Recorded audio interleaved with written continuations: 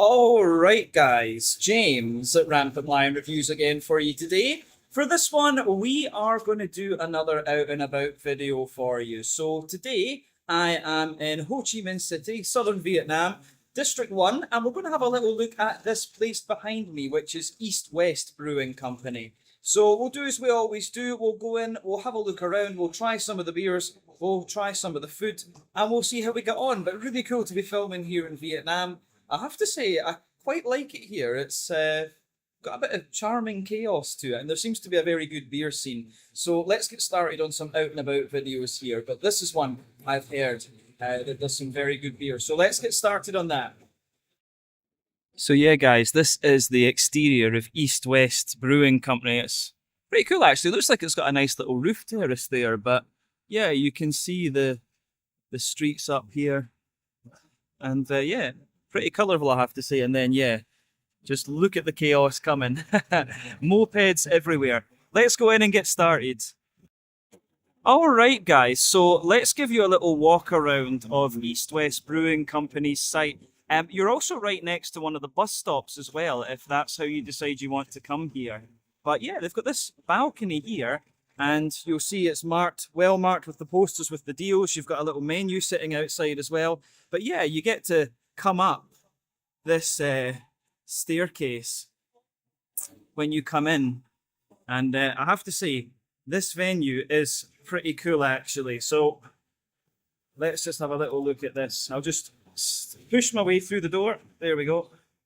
And yeah, so you come in and you see all the merchandise and stuff like that. There you go. East West Brewing Company. But yeah, this place is awesome. They have a disco ball. You can see the brewery is up the back. There they have their brew kit upstairs. You can see the vessels and the platform for the brewer to stand on. They've got some fermentation vessels down here. Yeah, up on the wall, you can see it. Saigon, or what's that? Saigon and San Diego. Made in Vietnam. Connecting cultures and craft beer.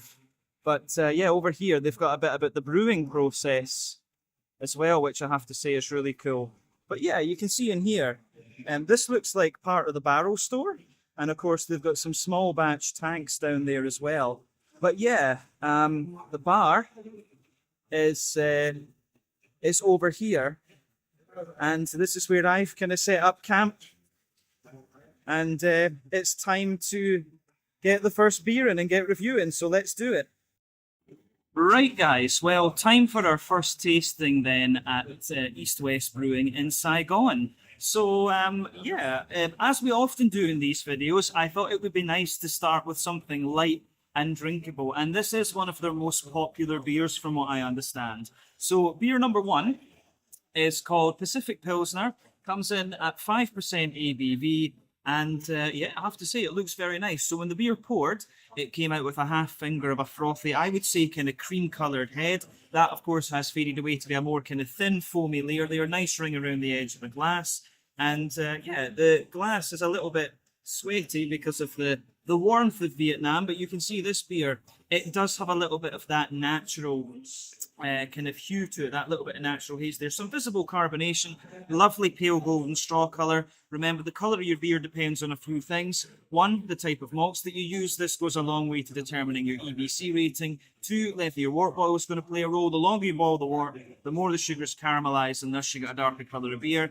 But any barrel aging that you do or adjuncts you put into the beer will affect its colour as well. But you don't often have to care about that when it comes to lager beers, to be honest with you. And remember, the definition between a lager and an ale is the type of yeast that you use and the temperature of fermentation. Lagers use bottom fermenting yeasts that ferment between 8 to 12 degrees Celsius. Pilsner, of course, as a style originated in the Czech city of Pilsen in the Czech Republic. At the time, though, was the Austro-Hungarian Empire, and it was a Bavarian brewer who developed it. That beer, of course, the original one is Plzeňský Prastroj, or Pilsner Urquell, as it's known. So yeah, brief, that's all the technical stuff you need to know about the Pils as a style. This one looks as it should for the style. So yeah, let's have a wee look at the aroma of this one and see what it's all about. Ooh. I have to say, that smells really quite nice. It's got a lovely kind of creaminess to it. I mean, when we talk about the Pilsner as a beer style, these days you tend to have German Pilsner and Czech Pilsen. So for me, the Czech ones tend to be a little bit more kind of like creamy and a little bit more yeasty leaning, and the floral characters tend to be a bit more spicy because of the Czech hops. The German ones tend to be really dry and crisp almost, but the green component is just that little bit brighter. This one comes across really nicely. It has that sort of creamy yeasty character you expect of the Czech Pilsen, but it has almost the kind of smoothness and brightness you'd expect of a German green component. So that's quite interesting about with this one, actually. So yeah, I like that about it, but it's got everything you'd want. There's a little bit of fresh white bready bread crust in there, little touch of wood, little bit of cracker. Yeah, there's a little touch of woodiness to it, little bit of cracker, like I said. A wee bit of like wholemeal brown bready character, fluffy white bread, of course. You can smell a little bit of the drier Pilsner malt in the back of the nose, but there's quite a wee bit of like a McVitie's digestive biscuity sort of note to this one. And then you've got a little bit of the yeast at the back of the nose too. So the yeast is giving you like a kind of crackery white bready character. And yeah, a bit of like a crackery white bready character in there. And then you have yeah,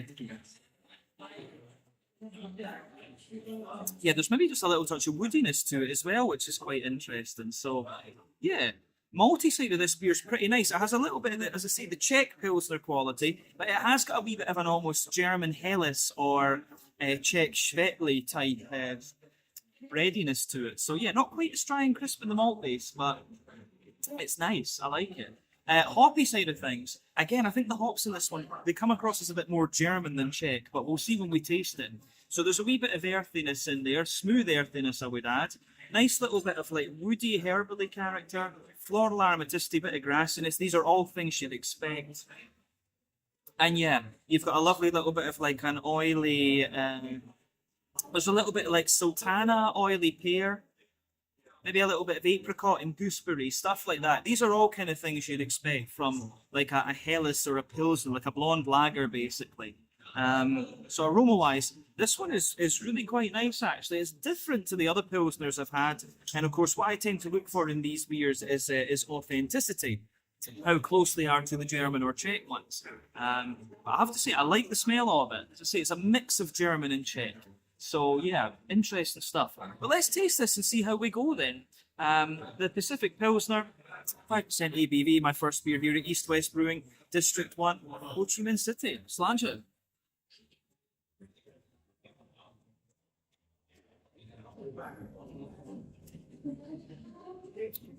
Ooh, yeah. Now I will say, it's really smooth and creamy, this one. It actually, and the thing that's interesting about this is it's not quite as bitter. I mean, in the Czech Republic, like a Pilsner would be a bit more bitter than this, but it certainly has that more creamy, yeasty, malty type character to it, which I find really quite nice. So yeah, it's got that side of the Czech thing pretty authentic. The hops, I think, are a wee bit more German, but still, it's a really nice beer. I like this. That's the main thing. You know, we can talk about authenticity and all this stuff all day. The main question should always be, do you like the beer? And the answer for me with this one is yes, I like this. But yeah, it's an interesting one. This is a little bit more. If I was given this blind, I would probably say that it's a Czech Schwettli rather than a Pilsner. But yeah, it's good. And that's the main thing, as I say. It says on the board this one is 26 IBUs, so yeah, a little bit less than the 30. But in fairness, you can feel the bitterness building a wee bit with this one. But the flavour of this is nice. Backbone of the beer, you've got a fresh white bready bread crust in there. Maybe shows you a little bit of a more brown bready character into the aftertaste. But yeah, a little bit of wood further forward, kind of a layer of Jacob's cream cracker in there. You have yeah, a little layer of Jacob's cream cracker there. You've got brown, like a sort of brown bready layer, the fluffier white bready layer. Then you can feel a bit of the Pilsner malt. The Pilsner malt actually takes that little crispness that it has. It takes a wee bit of time to come out.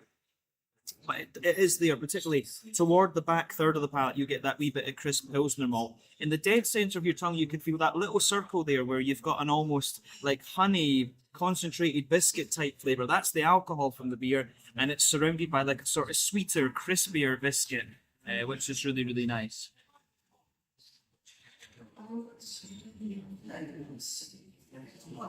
So yeah, the way that the malty side of this beer goes together is nice. The yeasty side of the beer, on the back third of your palate, it's got a little bit more of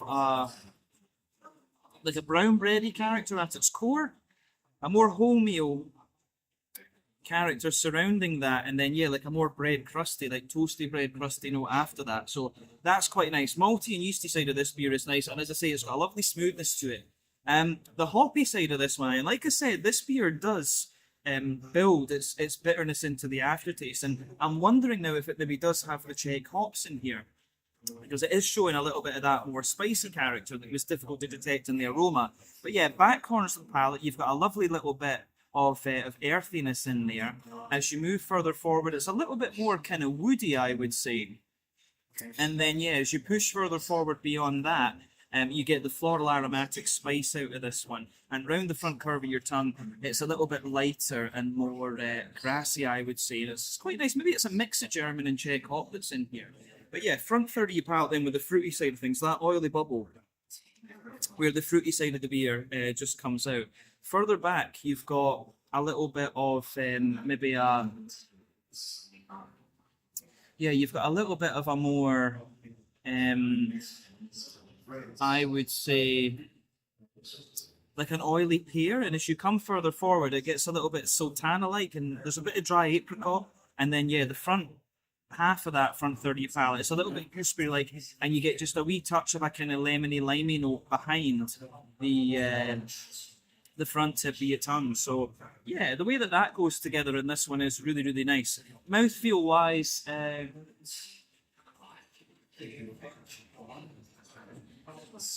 it's top end of light bodied, I should say. Carbonation is very, very smooth. It's got a wee touch of oiliness to it, but it's quite clean at the same time. It really does have a bit of creaminess to it, this one, which I think is something you would find in the Czech lagers. Especially if you go to the little pivovarnas and things like this. Pivovary, I forget what the exact word in Czech is. But yeah, IBU, as we know with this one, is 26. Maltbase is a bit drier underneath, smooth in the middle, slightly sweeter on top. And then, yeah, you've got a nice little bit of oily fruitiness to this one. But yeah, as I say, it's a really nice lager beer, this one. It shows its Pilsner qualities a bit later on, and then it's a bit more like Czech Schwettli in the beginning, I would say. But I like that, and I certainly wouldn't hesitate to drink it again. The guys behind the bar, Drew, he told me that this one is more popular with their Vietnamese and Chinese customers. So yeah, this one I think is one that we had to try because it is one of their most popular beers. But yeah, let's leave it at that for this one, and we'll see what else we can do in this video. Catch you guys in a second. Cheers. This was Pacific Pilsner. All right, guys. So I thought I would let you have a little look at the tap list here today at East West Brewing. So they've got quite a lot on tap. Just for reference, I'm here on the 22nd of April, 2025. So yeah, they've got a good mix of stuff here. So on this side, you can see, yeah, the East West Pale Ale, the Far East IPA, Summer Hefeweizen, East West Sake Beer, California Common. Sounds quite interesting. You don't see too many California Commons these days. Eat West Wit Blanc, the Pacific Pilsner, which of course we've just tried. And then here, they're quite well known for their fruit beers, actually. I'll need to try one or two of those. But yeah, they've got the Golden Berries Blast, Saigon Rosé, White Passion Fruit Wit, Coffee Vanilla Porter, which sounds quite interesting. Vietnam is, of course, very famous for its coffee. The Modern Belgian Blonde, Modern Belgian Dark, the Independent Stout, which we'll need to try because, you know, Vietnam is celebrating their 50th year of independence. It's the 50th Independence Day, very, very soon. Then over here, they've got some specials, a Galaxy Session Ale, Tropical Labia, Baltic Porter, low alcohol apple cider, and a Munich Helles. So, yeah, they've got a really nice selection of stuff here. So that's what, about maybe 15 beers or so on tap. Pretty cool. But there you are. That's today's tap list at East West Brewing in Ho Chi Minh, Vietnam. All right, guys. Well, time for tasting number 2 then here at East West Brewing. So I thought we would go for the beer that is apparently most popular with foreigners that come here. And it's a style that I really enjoy, and I have heard good things about it. One of their core beers. So yeah, this one is called the Far East IPA, although it does seem to just be called, what was it? It does seem to just be called East West IPA as well. So I'm not sure if this beer has 2 names actually, but they're both the same ABV on the menu and on the tap list. So I guessing it's the same, but yeah. Anyway, so this beer comes in 6.7% ABV. When it poured, it had a lovely kind of half finger of frothy, I would have said cream coloured head again. And you can see this one, it has a lovely, quite bright amber hue to it. I think on the camera, this one is appearing a bit darker to you guys than it actually is. But yeah, I think this one is going to be more like a kind of old school West Coast IPA. So yeah, when it comes to West Coast IPAs, remember these beers use mostly barley malt in their malt base. New England IPAs tend to use a lot of wheat and a lot of oat as well. It's not unheard of to use a little bit of oat or wheat in a West Coast IPA, but mostly barley malt, like I said. And the way that you hop these is different too. So we'll come to that a little bit later on. But for me, the West Coast IPA can lean 2 different ways. It can be a little bit more kind of oily and caramelly, such as Sierra Nevada Torpedo, or it can be a little bit more kind of bready and biscuity, such as Pliny the Elder from Russian River. Just going by the colour of this one, I think it's going to be somewhere in the middle, to be honest with you. So yeah, for me, this beer is a lovely kind of lighter sort of amber colour, not too much in the way of visible carbonation, and it has that little bit of natural haze to it, as you would expect. So appearance-wise, this is in line with what we've seen from West Coast IPAs before, but let's have a little look at the aroma of this one and see what we can get from it. I'm very curious about this. And remember, yeah, this one is an ale, so this uses top fermenting yeast, which is between about 15 and 16 degrees, or is it 15 and 18 degrees Celsius that these things will ferment at. So yeah. Oh, yeah. No. So I'm going to say straight away, this beer for me is a bit nostalgic. This comes across as like a really more old school West Coast IPA. I love it when you come across beers like this because you don't find these often in Europe or, I'm not so sure about the US, but in Europe, yeah. It's a little bit of a struggle to find things like this now. And in Hong Kong as well, actually. There's not too many of these around. But aroma-wise, this one's lovely. It's a big, oily, caramelly IPA. This one, big, oily, hoppy, fruity characters too. This is old school West Coast style IPA. I think I'm going to enjoy this one. Let's just say that. So yeah, backbone of the beer, kind of fresh, brown bready bread crust in there. You've got a little bit of woody character to it as well. Wholemeal brown bread, like a more grainy wholemeal brown bread. There's some white bread above that. Both the bready elements in this one are actually quite sweet, which makes me think they're using American malt. American malt comes across as just more oily and sweet than European malt. European malt is a little bit drier, than the Australian and Kiwi malts are kind of somewhere in between. But yeah, for me,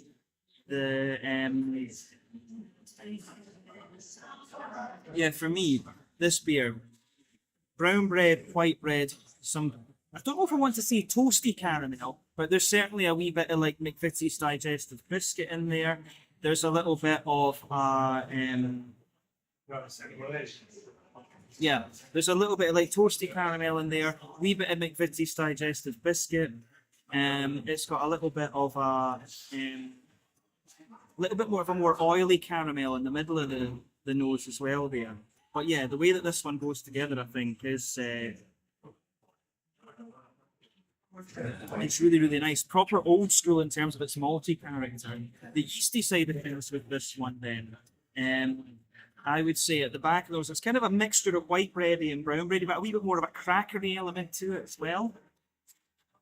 And yeah, I like that. The malty side of this one is really authentic and really, yeah, old school American West Coast. Now, hoppy side of things. Remember when you have an IPA, there are 3 different types of hoppings you can do.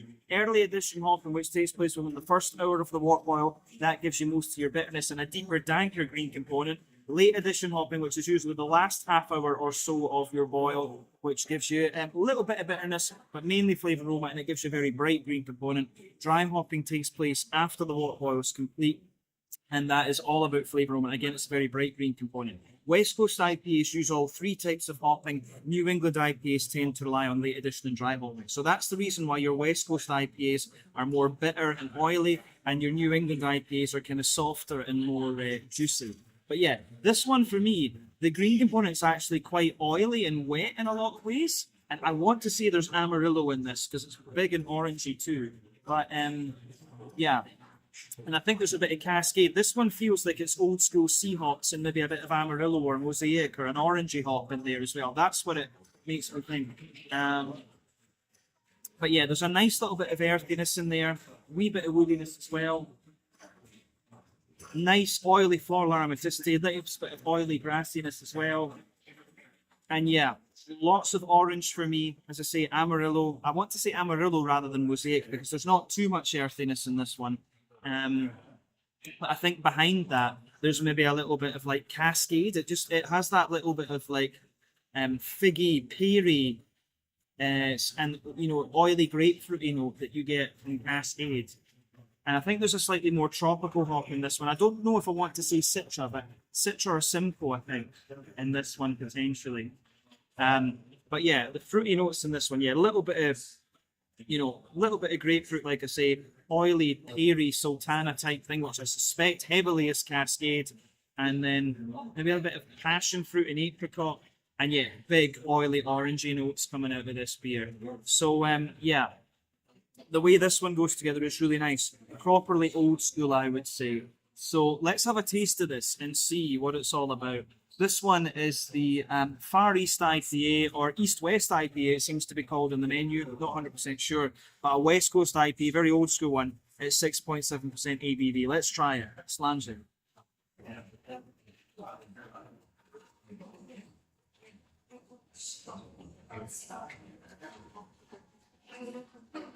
Yeah.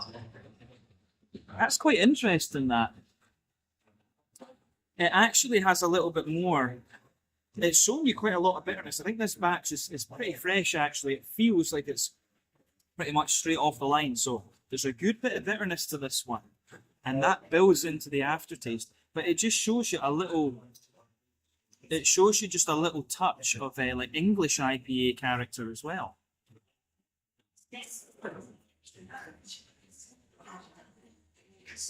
But I like that, actually. Again, it's quite wet and quite light. But I mean, Vietnam, very hot place. You kind of expect that. But this is, yeah, it has quite a little bit of English character into the aftertaste. But yeah, that big American West Coast bitterness. So yeah, I like that with this one. But yeah, backbone of the beer. Slightly toasty brown bready bread crust and a little bit of woody character further forward. Wee bit of like Jacob's cream cracker as well. On top of that, you've got wholemeal brown bread. There's a bit of like white bread above that as well. Then there's a wee bit of like there's a little bit of a more kind of McVitie's digestive biscuity note in there. So yeah, quite grainy brown bread. That's what gives it a bit the English character, actually. And on top of that, white bread, wee bit of like, yeah, toasty brown sugar. Then in the dead centre of your palate, you've got that more oily, caramelly, boozy note coming out of this.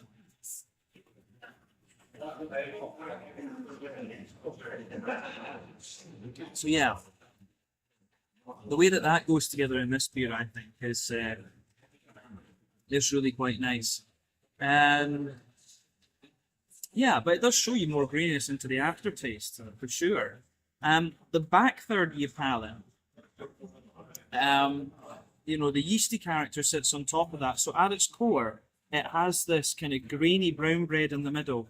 Maybe almost very slightly like a rye bread, should I say. But then surrounding that, yeah, you've got this more grainy, kind of farmhousey, woody, crackery bread. And the very edge of it is like more like a bread crust. So yeah, definitely back third of your palate, you feel the flavours taller. Then as you come further forward into the middle third of your tongue, it kind of condenses down and squashes together that little bit more. So yeah, the way that that goes together is quite nice in this one. In terms of the hoppy side of this beer then, back corners of the palate, there is a good little bit of earthiness in there. As you move further forward, there's a wee bit of pine resin, which makes me want to say, and it's quite floral and spicy too. It could be a little bit of like Columbus and Chinook in here. There's just something that feels very old school about this beer. So yeah, there's a little bit of that piney resin, floral aromatic spice, some grassy zestiness around the kind of front curve of the tongue. And yeah, the green component kind of lingers there and does give you that little bit of bitterness. Let's have a wee look at the fruity side of things with this one then.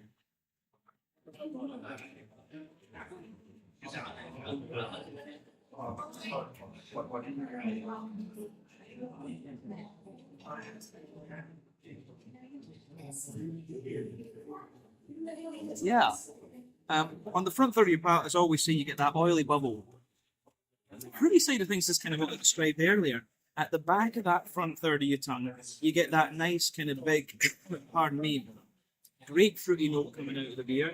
As you move further forward, you get a little bit of like more passion fruity character to it, and you can feel that sort of like peary, sultana type note that I would associate with Cascade. Then as you go into the front half of the tongue, there's a bit of that oily orange in there, and then a bit of a kind of lemony note. I wouldn't be surprised if there's some Centennial in this actually, just because of the way the grassy, zesty notes come out of this. There's just something telling me that this is a really old school sea hop IPA. The other thing that's kind of interesting about this is that it's not quite as orangey in the flavour as I thought it was going to be from the aroma. So I'm not sure whether I was right about there being Amarillo or, you know, it's a bit more earthy. So that makes me think maybe a bit of Mosaic. Could be. But yeah, there's a little bit of orangey character on top there, but not too much, I would say. But yeah, quite a big bitter, floral, piney West Coast IPA, this one actually. So yeah, interesting stuff. Let's have a wee look at the mouthfeel then to round off for this one.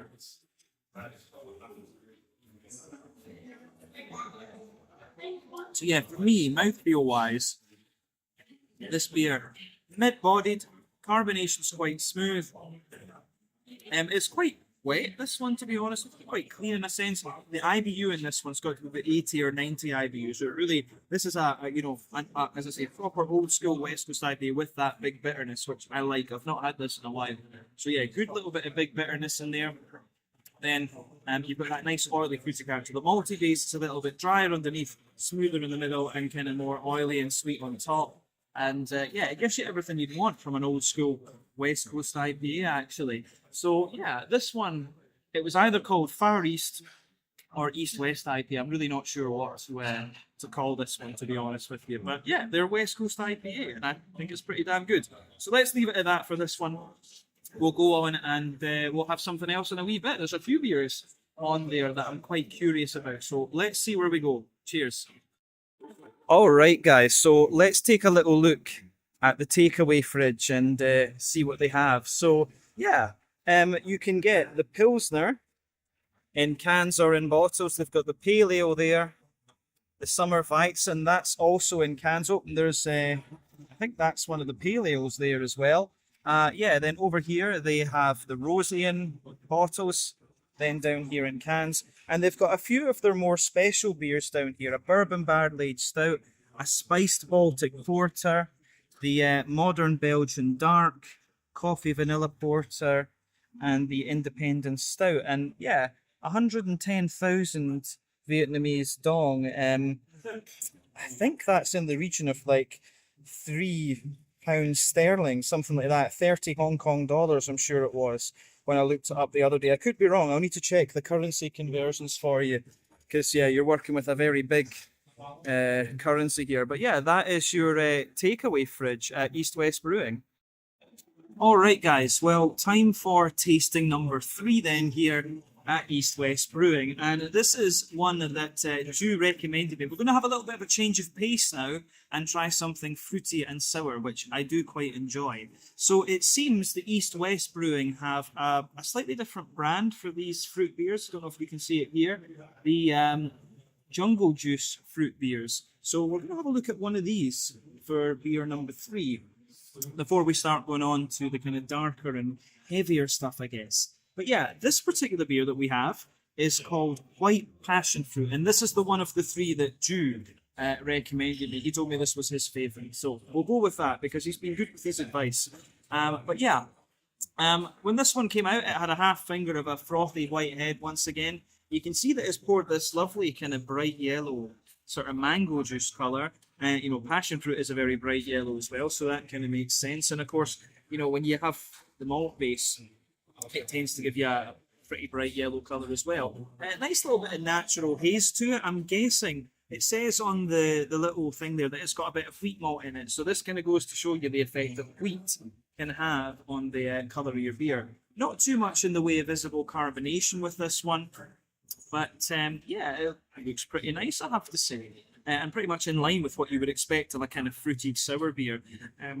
Pardon me, as I've often said in my videos, personally I find these beers are quite straightforward, but they can, if they're done nicely, they're just really, really good to drink. So let's have a wee look at the aroma of this one then and see what it's all about. I'm going to say straight away, that one is really, really nice. I mean, straight away, this one, it smells like a mixture of gooseberry and or white grape and passion fruit. Yes, it almost smells a bit like, I remember these sweets that I used to get when I was younger. My gran and grandpa used to give me them, like the Chewits fruit salad. It really, really reminds me of those. No, so it wasn't Chewits, it was Frutella they were called, yeah.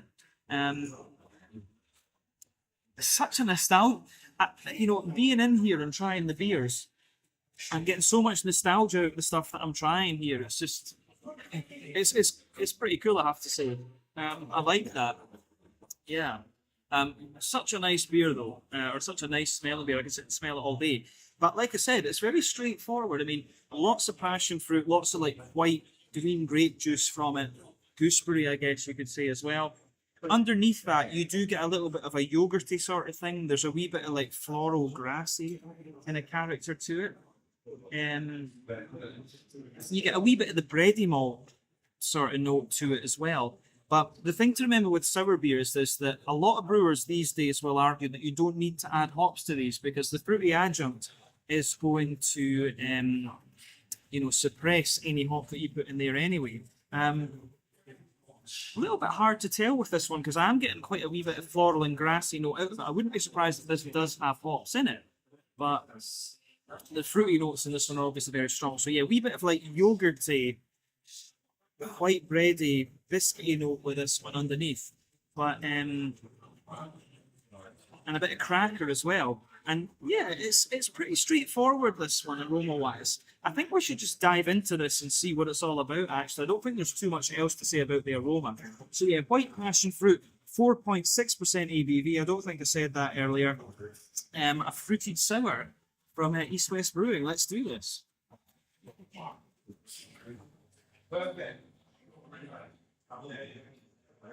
Ooh, right. That's very different.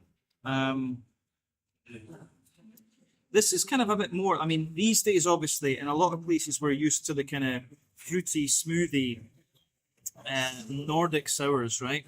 This one really is a change of pace. It's just like bread in the backbone, little touch of like yogurty, vanilla type sweetness, and then, yeah, lots of kind of passion fruit and, yeah, like white grape, I would say, almost. Yeah.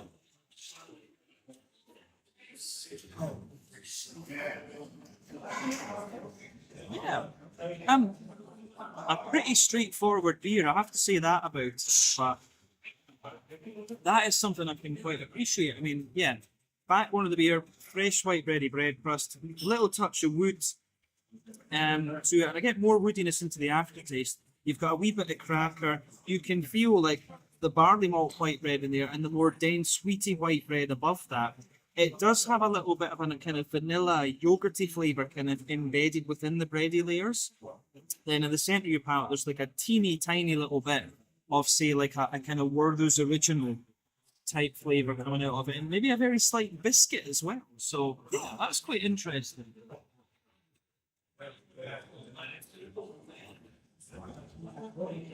Yeah, but really it's more, yeah, wheaty bread, smooth. And I don't know if vanilla's the right word for it, but it's got a very vanilla-like smoothness and dryness to it. So yeah, I really do like how this beer kind of goes about its business, how it pieces together. So yeah, um, yeasty side of this one at the back of your palate, it's got a little bit more of yeah, it's kind of more like it's got a touch of like brown bread at its core, then a more fluffy white bready character on the edge, and a little bit of like bread crust too. But yeah, that covers the yeasty side of this one.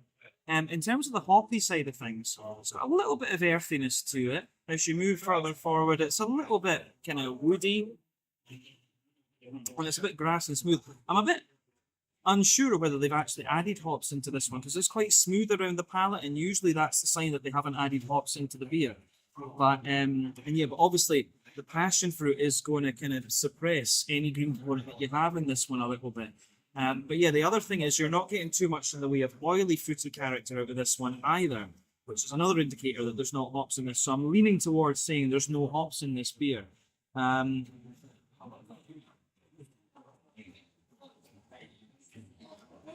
Yeah. So on the front third of your palate, there's like a little bit, you get dried apricot. There is a little hint of like sultana and stuff like this, but of course, the vast majority of stuff is passion fruit. And there's a wee bit of an almost like candied gooseberry or something like that into the aftertaste. So yeah, it's quite an interesting beer to kind of figure out what they're doing with it. But I like it, and it gets a thumbs up from me, that's for sure. Yeah, good stuff. I have to say that.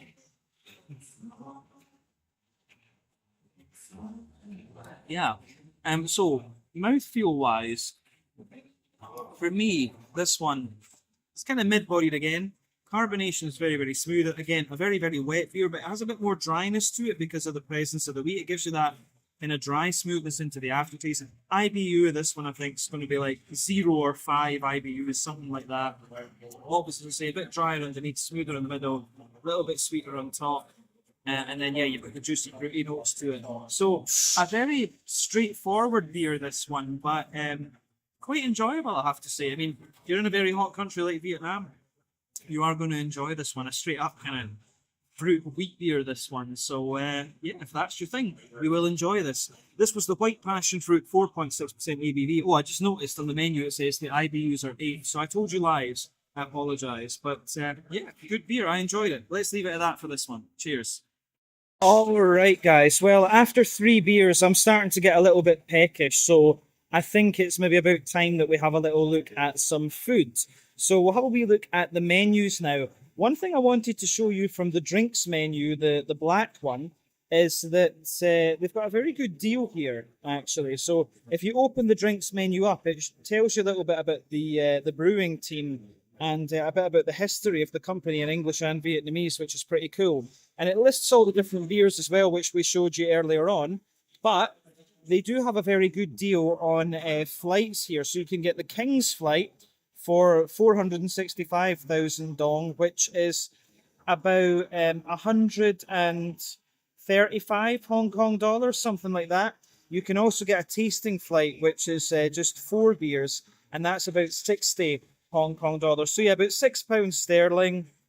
7 euros, I guess, maybe about 8 American dollars. Whereas, yeah, this one is maybe about 15 euros, $17 American, something like that. So very, very good deals on their flights. But yeah, like I said, let's have a little look at the food menu. They've got a good selection of stuff here, I have to say.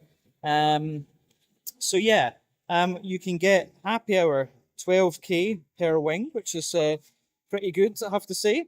So yeah, for about, what's that going to be? Is that going to be like 3 Hong Kong dollars per wing? So like 30 pence or something crazy like that. And they've got all these different types. So yeah, that is a little bit crazy. Yeah, going to switch to my right hand holding the camera because that's just a little bit more stable. But yeah, they've got all these different kinds of wings. Original buffalo, lemon teriyaki, chili Thai, Sats soy sauce, black pepper, honey mustard, lemon pepper, all of these sorts of things. So yeah, they've got popcorn chicken, sweet potato fries with sour cream, salmon ceviche. Am I pronouncing that right? Truffle.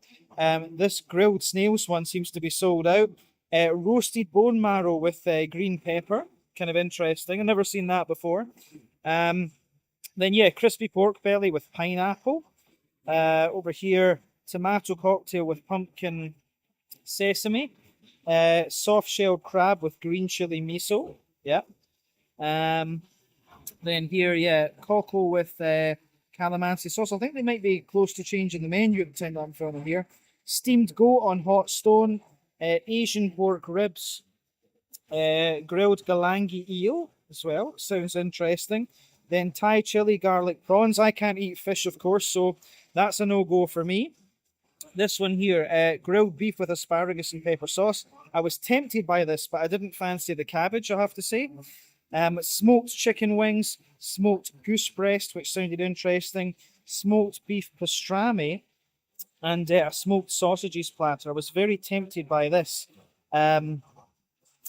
But yeah, nachos with guacamole, seafood spring rolls, parmesan truffle fries, smoked string cheese. Did I miss a page? No, I didn't. Yeah, duck wonton nachos, fish and chips, spicy garlic shrimp, crispy calamari, sun-dried beef with beer. Interesting. Then yeah, fried tofu bites, crispy chicken cartilage, steamed green mussels with garlic butter, crispy capelin fish, beef jerky, which I was very tempted by as well, ginger steamed squid, grilled sun-dried squid, homemade sausages, which I think we'll need to try. Those sound very good. Right up my street. A few different salads, garden salad, grilled chicken salad, seared ahi tuna avocado salad, grilled beef salad, and then they've got some charcuterie type stuff, prosciutto ham, baked camembert, charcuterie cheese board, another cheese board there, and charcuterie board. And they all look good actually. Then over here, yeah, confit duck leg with bean chorizo, salted steamed chicken, Bavarian pork knuckle, beef braised, barbecue pork ribs, ribeye steak, bone and short rib, tomahawk steak. Yeah, a whole mix of sides in there as well, actually. Kimchi, corn on the cob, bread, mixed olives, all of these sorts of things. And yeah, some seafood menu in here, which obviously I can't eat. But yeah, sesame crusted pan tuna, grilled seafood platter, oyster platter. Very cheap for oysters, actually. Fresh oysters. Yeah, this one looked quite interesting. I was very tempted by that. I'm not sure how to pronounce this. Combo no vui, combo nao cha, combo no chili, chill. Yeah, interesting stuff. And then yeah, over here they've got some special dishes: squid, fish, stingray, chicken roll with cocoa rice, grilled scallops, quesadillas, faux burgers, Philly cheesesteak, seafood pizza, Hawaiian pizza, a blind pizza, chicken lovers burger, grilled ham and cheese, a bacon double cheeseburger. Again, very cheap for a burger. Beef and pickled cabbage, kimchi fried rice, crab fried rice, bolognese pasta, seafood pasta, spicy crab meat. And then, yeah, they've got some gelato and fruit platters and a beer avocado as well. And then a few deals and things. I don't think there's anything on the last page. Oh yeah, this is just talking about their other sites. They obviously have another place up in Da Nang and one opening soon in Kuinon. So yeah, quite an extensive food menu here at East West Brewing Company. So yeah, awesome stuff. Let's have another beer, then we'll order something and taste it. All right, guys. Well, time for our fourth and penultimate tasting then here at East West Brewing. So, this next beer is going to mark a move to the darker end of the spectrum, and I'm quite excited about this because the two adjuncts that are in here are things that Vietnam is very well known for. So, this next beer is simply called Coffee Vanilla Porter. So, I think that tells you everything you need to know about the beer, other than the fact that it is 7% ABV. So, yeah, when the beer poured, it poured with a lovely kind of 2/3 finger of a kind of creamy fawn-coloured head. That's faded away to be a thinner foamy layer now with just a thicker ring around the edge of the glass. But yeah, colour-wise, this one is really pretty nice looking, I have to say. A lovely sort of dark chestnut, stained mahogany type colour. There's quite a little bit of carbonation visible in this one, and it is actually kind of quite easy. So it's obviously been unfiltered, but I do wonder, I often wonder that with porters, how much, or with coffee porters especially, how much of the kind of haze that you get in these beers is due to the coffee bean adjunct. But in terms of colour, you would expect this kind of, this sort of level of darkness, if you like. So nothing, pardon me, overly surprising about this particular beer in terms of its appearance. But yeah, it looks very nice, I have to say. Let's have a wee look at the aroma then and see what we get. Oh, yeah. This smells really, really good. As I've said on the channel many a time before, when it comes to adjuncts, coffee beans are one of my favourites because they're just as diverse as hops. You know, you've got different bean varieties. You can grow them in different places, so your water profile and your soil profile is going to play a role. And yeah, it's all about the mass as well, the meters above sea level, because the higher that you grow these coffees, the more likely they are to have these big fruity and kind of aromatic flavors and aromas and stuff like that. And you can smell that here. Vietnamese coffee, of course, is world famous, and with good reason. I don't drink coffee, but I love coffee beans and stouts. I will say that. But yeah, this beer smells so nice. I will say that. Maybe the pick of the bunch that we've had so far in terms of aroma. But yeah. So the backbone of this beer, you've got. I do wonder if they've used German carafa malt in this actually. So it has a lovely kind of toasty, well-fired bread crust in there, but it's not too harsh, and that is what makes me think carafa, along with a little bit of like rye bread and wood that we're getting out of this one. So yeah, it's got like a toasty, rye bready bread crust to it. Certainly bits of wood, nice rye bread in there, wholemeal brown bread as well. There's little elements of chocolate coming out of this one as well, you know, maybe a 60-70% cocoa chocolate, and it smells like the vanilla is kind of the vanilla is sort of kind of embedded into it. It has like this chocolate sponge cake, chocolate brownie type infusion to it, which I think is great. Yeah, I mean, for me, yeah, the chocolate has this chocolate sponge, chocolate muffin kind of character that the beer has. It's really interesting. So you've got 60-70% cocoa chocolate in there, and then you also have like a more, you know, vanilla, like milky chocolate, 30-40% cocoa chocolate. Above that, there's a little bit of brown sugar, like a sort of toasty caramel, a little bit of a more oily caramel as well. And yeah, the way that this all goes together, I think, is really, really nice. So big thumbs up from me. I really like how this beer goes about its business. We can safely say that. Yeah, yeasty side of things, it's quite similar. You've got like a chocolate muffin, kind of rye bready sort of character to it. Yeah, chocolate muffin, rye bready sort of note. Oh, it's almost a little bit Christmas pudding, like English Christmas pudding.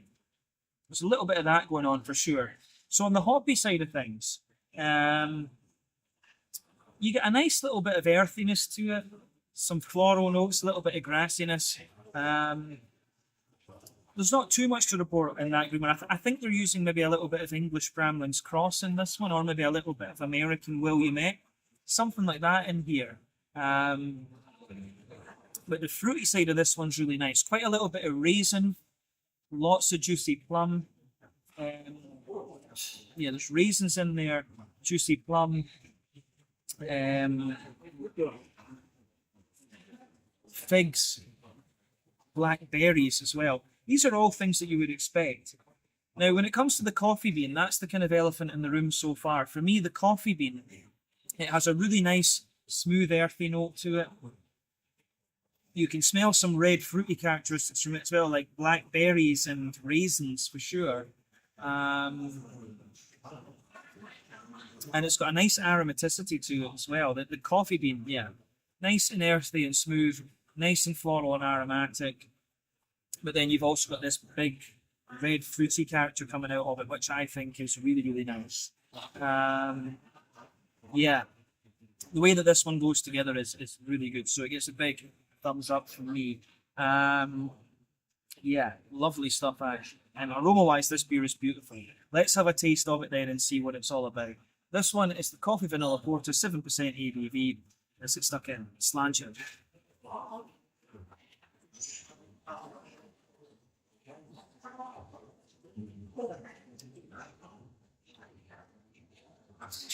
Yeah. That's really nice. It's kind of interesting. I'm noticing that with their beers, they all have this very clean.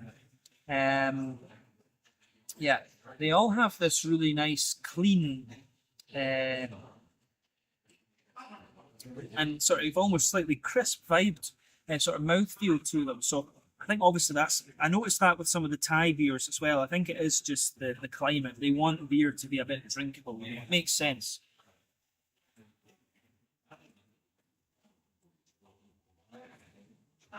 But I will say, it's been a good while since I've had a porter. But I think this one is really, really nice. It has the lighter body and things that we would want from the porter in comparison to the stout. But yeah, it's just really nice to go. So big thumbs up to East West for this one. Let's break it down. Backbone of the beer. This is one of these beers actually where the flavour is very much aligned with what you would expect from the aroma. But yeah, the backbone of the beer, you've got a lovely you've got that lovely kind of roasty, toasty carafa sort of bread crust in there. Further forward, of course, you get the little bit of wood from underneath. There's a teeny bit of cracker, but yeah, not a lot. And you've got a nice, dense and slightly sweet rye bready character coming out of this one.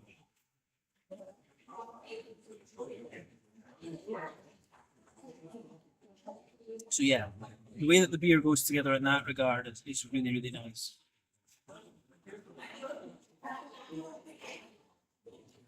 So you've got your rye bread in there, the wholemeal brown bread, then above that you have a sort of chocolate spongy type layer, which I think is really, really nice.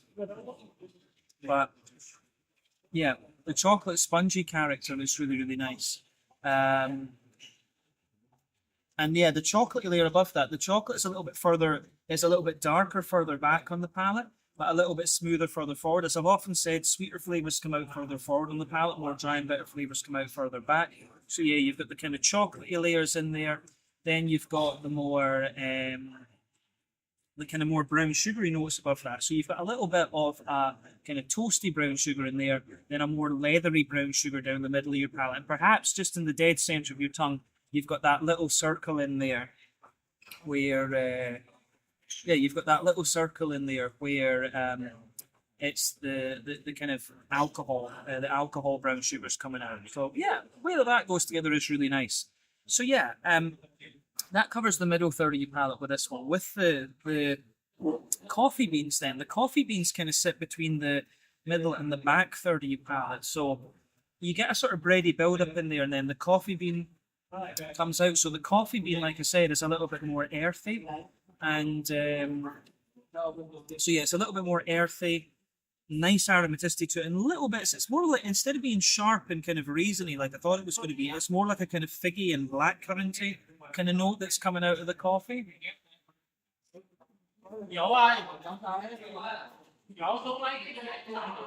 So yeah, the coffee kind of sits there. You've got all those bready layers on the back third of the palate, and the coffee sort of sits on top of it. Yeah, the way that goes together is it's really nice in this one. But yeah, the yeasty side of this beer, it's kind of more rye bready at its core, then a sort of chocolate spongy cake around the edge, and then a more toasty a little bit of a more toasty bread crust around the edge too. And definitely, yeah, back third of your palate flavour's taller. Then as you move further forward into the middle third, it kind of squashes down a wee bit. So the malty and yeasty side of this beer, along with the coffee beans, are really nice. The vanilla isn't too apparent in this one. It feels like it's kind of embedded into the wholemeal brown bread and the rye bread and the sort of cakey layer that the beer has. So yeah, very much embedded within that for sure. But still, very, very nice. Yeah, hoppy side of the beer. There's not too much to report in terms of green component. You've got a nice little bit of smooth earthiness in there. Then as you move further forward, it's yeah, you get a little bit of herbal character. As you reach the front corners of your tongue, a little bit floral, a little bit grassy. Yeah, the green component's kind of what we would expect. But yeah, fruity side of things then, front third of your palate. For me,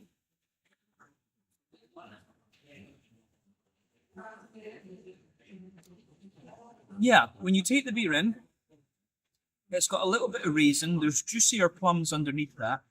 Then as you move further forward, it gives you a little bit of a figgy note to it. But I get quite a lot of blackberry out of this one, actually. I think it's, yeah, blackberries and raisins that come out of this beer the most, in honesty, when it comes to fruitiness. It has a little bit of sharpness to it, particularly in the impact flavours. So that's quite interesting. But yeah, the beer really smoothens out into the aftertaste as well, which is really nice. Yeah, I don't know if there's much else to say about the flavour of this one, but I think this is a solid porter, actually. I really like this. Certainly wouldn't hesitate to drink it again. But yeah, in terms of mouthfeel then, for me, this beer, it's kind of top end and mid-bodied. Yeah, top end and mid-bodied, maybe even bottom end or full bodied. Even though it feels very clean in its impact, it really smoothens out and thickens up quite nicely. But yeah, you get a nice little bit of bitterness out of it, but it's not going to blow the head off you in terms of bitterness. It's got a nice hoppy character to it. You do get a little bit of hoppy bitterness out of it, but you get some roastiness from the malty side of things. And it's, yeah, you've got dryness from the malt underneath, smoothness in the middle, and a kind of drier sweetness on top. Then, yeah, you've got that little bit of fruity sharpness in the beginning and into the aftertaste. But yeah, the coffee lingers there into the aftertaste, and you get this nice smooth dryness and bitterness out of it later on. And the vanilla is obviously there too. So all in all, a really nicely done porter, this one, and it's quite interesting. This is one of these ones where it's just quite interesting how everything fits together. I think we can say that. But yeah, I think we can leave it at that for this particular beer. This was the Coffee Vanilla Porter, our fourth and penultimate beer here at East West Brewing, and there is an absolute beast coming up, so keep your eyes peeled for that. I'll catch you guys in just a second. Cheers. All right, guys. So as I said, I was getting peckish, so I ordered some food, and I think they gave me extra because it definitely looked a bit smaller in the pictures on the menu. So yeah, we got some popcorn chicken, we got the house-made sausage, and we also got the Asian barbecue ribs. So yeah, let's have a look at these and see what they're all about. Very curious about this. It looks great though. All right, guys. Well, you just saw that we got a bunch of food, a lot more than I was expecting, I have to say. But yeah, let's have a taste of this and see what it's all about. I'm very curious. So we'll go with the popcorn chicken first. So it looks very nice. Look at that. Lovely, very nice, small, and a crispy notes there. Just let the camera focus on that. That looks great. I have to say that. It looks absolutely beautiful. Let's taste it and see.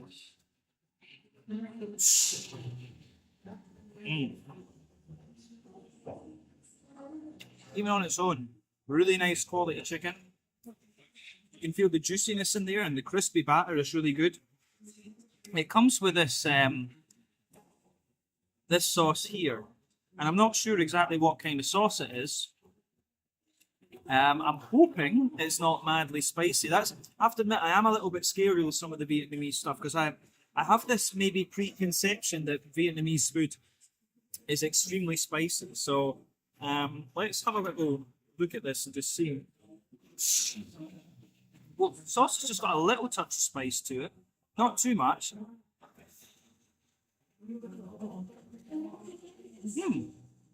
It's like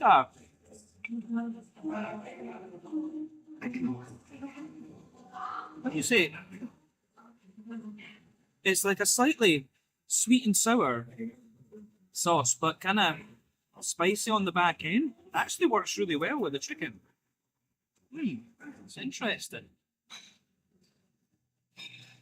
Yeah. And of course, I say these things as someone who has very little idea about Vietnamese food at all. This is my kind of first real encounter. I've had pho once or twice before, but yeah, I never really had this kind of much else, to be quite honest with you. But I have to say the chicken is really pretty damn good. Let's go on and have a wee look at the sausage then. So, see, this sausage is homemade from what they told me. I'll take a slightly bigger piece. Let you have a little look at that. It's really nice, actually. Good mix of stuff in there. I have noticed that sausages are a little bit more kind of fatty in Vietnam than they are back in Europe and stuff like that. But let's have a wee taste of the sausage on its own and see what we think.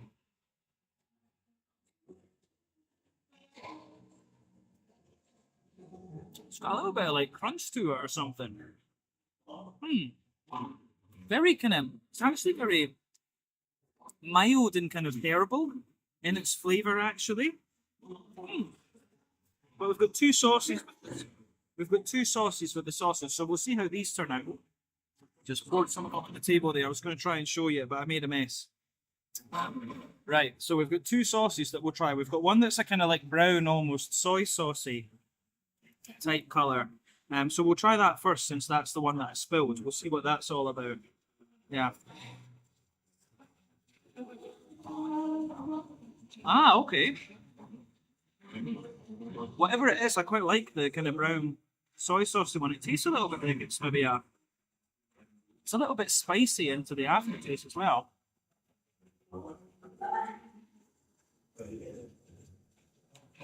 I really don't know what that is. It's kind of like,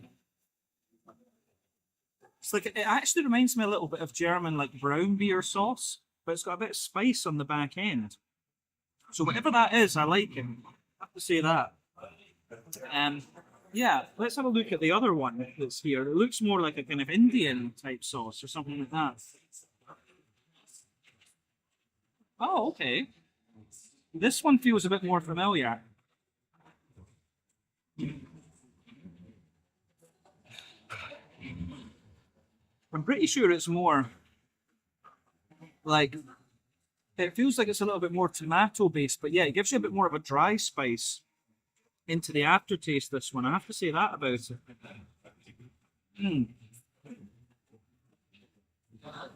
But yeah, I'm a bit more of a fan of the sauce that came with the chicken right now. But these two, they're kind of sweet in the beginning, but they give you more of a kind of sour, they give you a bit more of a spicy character into the aftertaste. But yeah, let's have a wee look at the Asian pork rib thing that I've got. I'm very curious about this. So yeah, these have all got bits of bone and stuff in them, so I need to be a bit careful with how I eat these. I'm really not sure. I don't really eat meat on the bone that often. But we'll take a wee bit of the sweet corn first and taste the sauce. Yeah, I'm really not sure how to go about eating these. Do I eat it like this, just in my finger? But I mean, look at that. You can see you've got the kind of rib in the middle there. I'm just going to take a bite of this and see. I don't know if this is the right way to do it or what, but, you know, why not?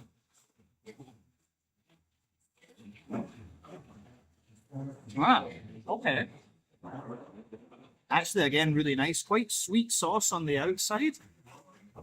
And really just very nice, tender pork, actually. So look at that when you bite into it. Take my face away from the camera. Look at that. Really nice, just tender pork in there. So I'm pretty happy with that, I have to say. As I say, for me, it looks like it's little pieces of bone rather than having one big stick and stuff on it that you can eat off. So that's a bit more difficult for me, but I'll just need to work my way through that. But really nice, enjoyable food, actually. So let's just see how it goes. But I hope you guys enjoyed this little food thing. But yeah, if you come to East West Brewing, you are going to get some very nice food. So let's leave it at that for this one. Catch you guys with something else in a wee second. All right, guys. Well, time for our fifth and final tasting then here at East West Brewing in Ho Chi Minh City, Vietnam. So for our last one, we are going to stick to the dark end of the spectrum, and we're going to try the beer on the menu that seems like an absolute beast, because why not? And it's actually kind of time appropriate as well, I have to say. So yeah, the last beer that we're going to have a look at is called Independent Stout. It comes in at 12% ABV, and this one is an Imperial Stout. Now, the reason that it's quite good to try this just now is that at the time of filming, Vietnam is just about to celebrate 50 years of independence. So yeah, I'm not overly familiar with the history of the Vietnam War and so on and things. But yeah, this one, they were telling me that there's going to be a big parade outside of the brewery on the 30th of April, and they're going to practice for it the day that I'm here, which is the 22nd. So yeah, kind of cool. I thought, if they're doing that, we might as well have a go at the Independent Stout. So here we are. So yeah, like I said earlier, 12% Imperial Stout. This one, I'm not sure whether it's going to be like an old school RIS or something like that, but I do suspect it will be along the lines of a Russian Imperial Stout. So as you can see, it pours this lovely sort of dark ebony rosewood colour.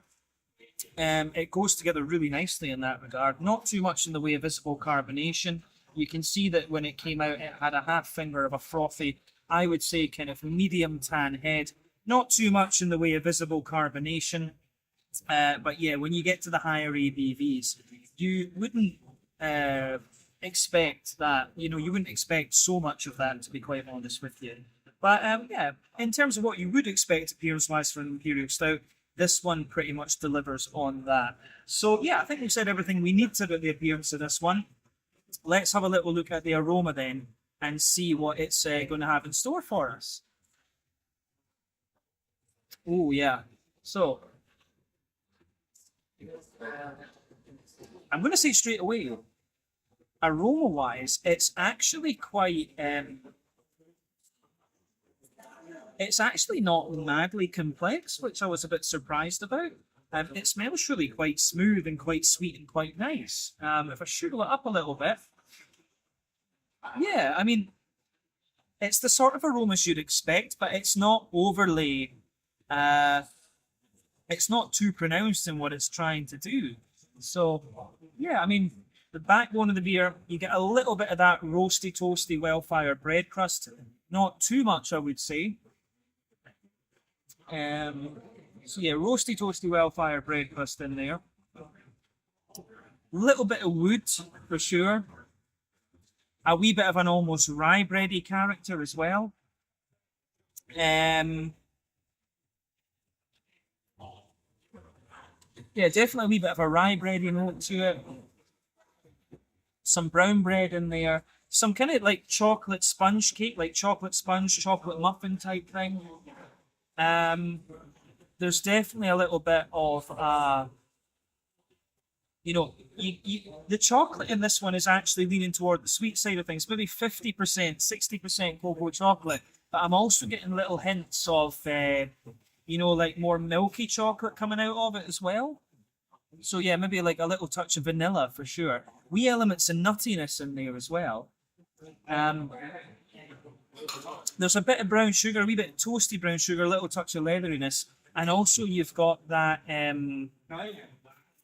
you've got a little bit of that kind of treacle molasses and toasty brown sugar as well.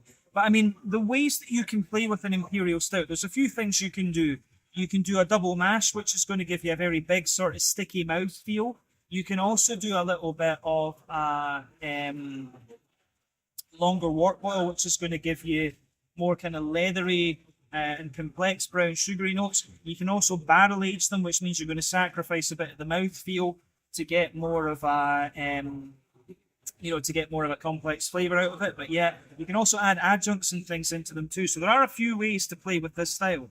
This one, it has the lightness to suggest, I mean, I don't get the kind of woody and spirit characters coming out of this one to suggest that it could be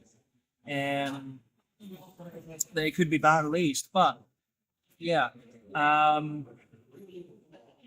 as I say, I get all the brown sugar things, but I think we've said everything we need about the malty side of this beer.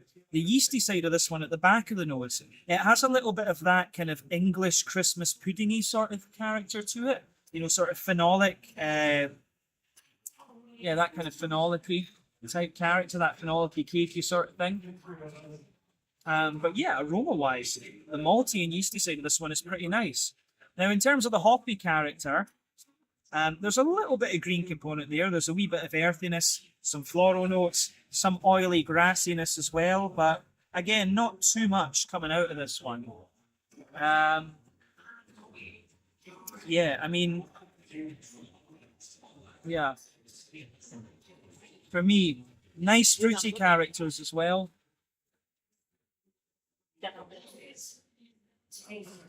Yeah, the fruity side of this one. Lots of plum.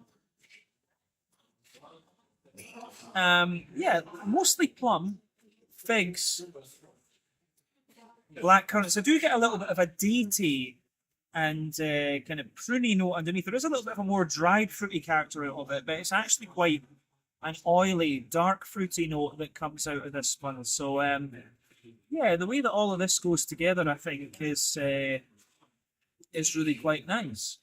Lovely smelling stout this. I'm just very curious to try it now. So let's have a taste of this one then and see what it's all about. This is the Independent Stout, 12% ABV, our last beer here at East West Brewing. Slange it.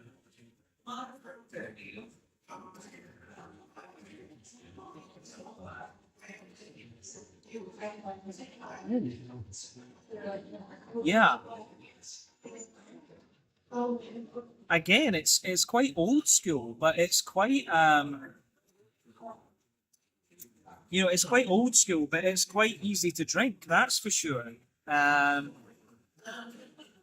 Yeah. Again, as I've said throughout the video, I think that's just to do with the I think that's just to do with the temperature and so on, but that you get in the climate here. But yeah.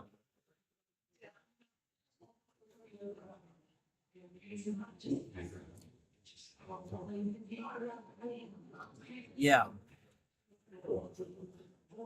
The way that that one goes together is it's really nice. So gets a thumbs up from me.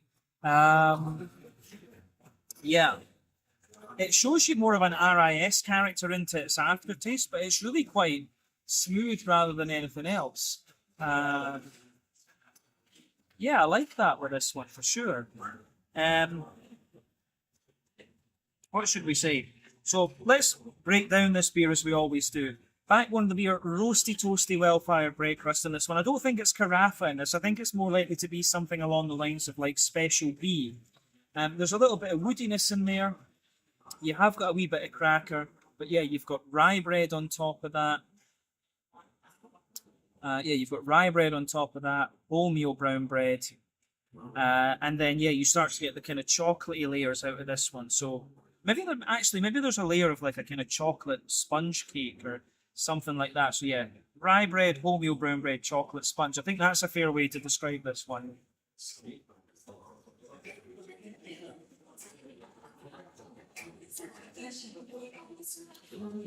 So yeah, for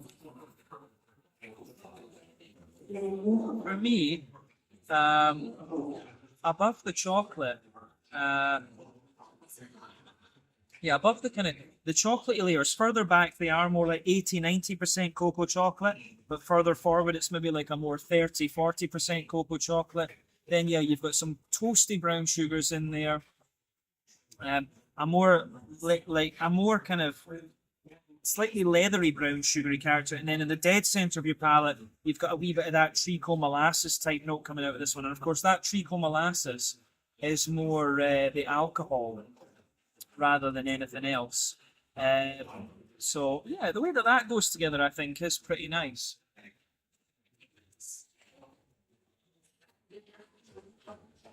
So yeah, for me, other than there's a bit of nuttiness into the aftertaste with this one, I don't know if there's too much else to say about the middle third of your palate in this one, and that's where the majority of the complexity comes from. So, yeah, in terms of the the back 30 pallet, then you've got all these similar layers that I talked about, you know, well-fired bread, crust cracker, rye bread, wholemeal brown bread, a sort of spongy note, and then, yeah, you've got some of the toasty brown sugars sitting on top of that. Then you've got the yeasty side of the beer too. So the yeasty side of this beer is, the yeasty side of the beer for me is more, it's got like chocolate cake at its core, or like, and then around it it's, well, no, it's more like a toasty rye bread at its core. Then it's got a more, yeah, it has more of a kind of, how would you say, like a sort of English Christmas pudding type character to it. Then surrounding the edge, it's got that more like burnt cake edge almost. It's kind of like that. So yeah, it's kind of an old school RIS, this one. I have to say that about it. Really is a little bit more old school. Yeah. Yeah. So, hoppy side of things. Not too much to report here. I mean, the Imperial Stouts are not the most hop-forward style of beers anyway. But yeah, back corners of the palate, you've got a nice little bit of earthiness there. As you move further forward, it's a little bit more kind of like woody or something. And as you push further forward beyond that, it's got a little bit more kind of floral aromaticity to it and a wee bit of like grassiness as well. But yeah, green component isn't too big in this one. In terms of fruitiness,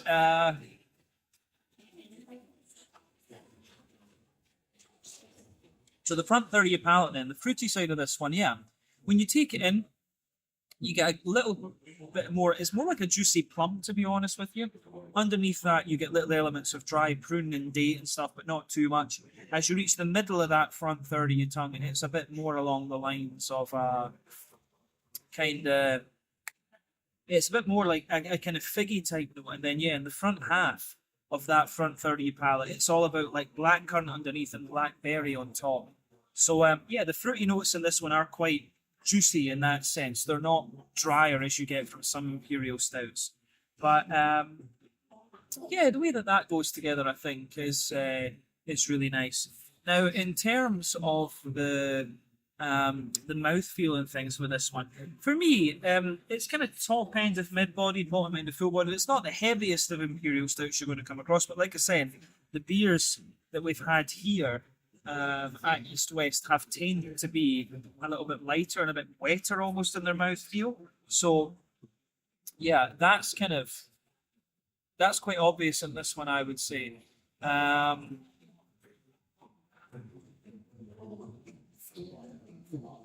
me, the IBU count in this one, I think this has got to be about maybe 70-ish IBUs, something like that, 70 or 80. Quite a bit of roastiness from the malt base. There's a wee bit of hoppy bitterness there as well, though at 12% ABV, you really could age this stout for a while if you absolutely wanted to. That's quite obvious in this one. But, yeah, that's pretty clear with this. But, yeah, as I say, not the most bitter Imperial Stouts, but toastiness in the malt base underneath, smoothness in the middle, a drier sweetness on top, lovely little bit of kind of juicy, red fruity character out of it. But all in all, quite an old school Imperial Stout, this one, but very nicely done. And I wouldn't hesitate to drink it again, but obviously an Imperial Stout is a kind of sipper beer rather than a session beer. That we can safely say. But yeah, let's leave it at that for this one. Like I say, this was my last beer here, the Independent Stout, 12% ABV. Again, as I said about the Far East IPA, this one's just a really nice old school. Yeah, this one is just a really nice kind of old school RIS actually. So yeah, I think that's the thing I've really noticed with the beers here is they have been quite old school beers, and it's given me a nice nostalgia hit, which I enjoy. I enjoy that every so often. But yeah, let's leave it at that for this one. I'll give you my final thoughts on my time here at East West Brewing in just a little second. So stay tuned for that. Cheers. All right, guys. Well, you might have noticed when I did my walk around earlier that there was a staircase at the back of the brewery that came up to the rooftop, and the guys have very kindly allowed me to have a little look at the roof before I head off. So I thought you guys would be curious to see this as well. This apparently is their event space. So yeah, they've got the East West Brewing Company symbols there.